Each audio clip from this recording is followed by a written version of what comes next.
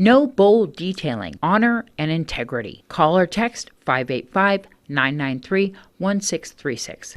We ended up selling 377 parcels, and the prior year, last year, it was only 180 something.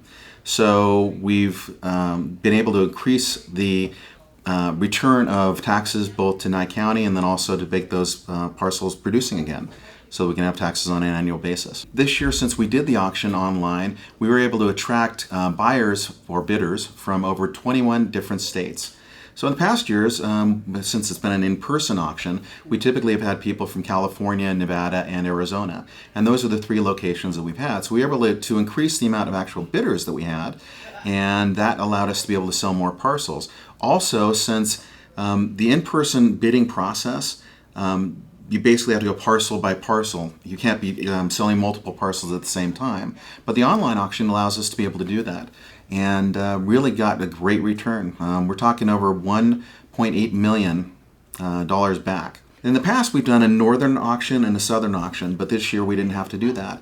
Some of the other benefits of having gone through this process is that in the past, when we've had the auction up in the Board of County Commissioners chambers up in Tonopah, we've had to take our whole staff from here up there to be able to run the auction for the 8 to 10 hours per day that we would run the auction.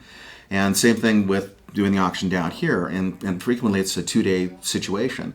So we were able to save Nye County the expense of putting our staff up in housing, having to pay a per diem, and also to have to pay for their travel.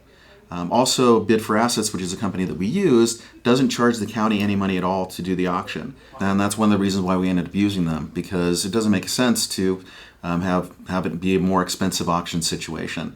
And what they do is they charge a premium to each of the bidders that wins. So it's 10% premium, and I've noticed for auction sites it can be anywhere from 10% to somewhere around 30%.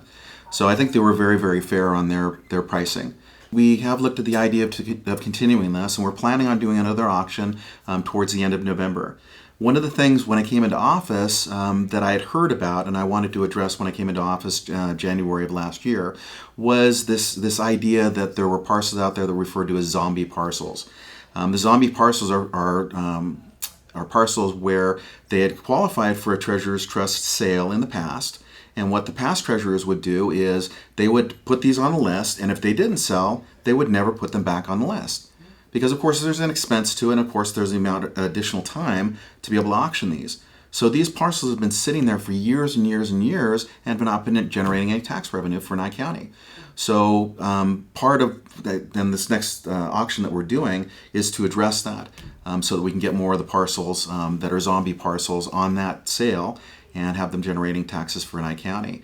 I think it's really important that people know that, especially as we're looking at a budget shortfall this year, I believe the comptroller said it was somewhere around $3.5 million, that this particular year we're looking at returning about $400,000 of excess proceeds that were unclaimed to the general fund. So this ends up being an opportunity also to fund things like our sheriffs, our roads, schools. This is an opportunity to be able to fill some of these holes that we're finding, whether it's from COVID or from other decision making.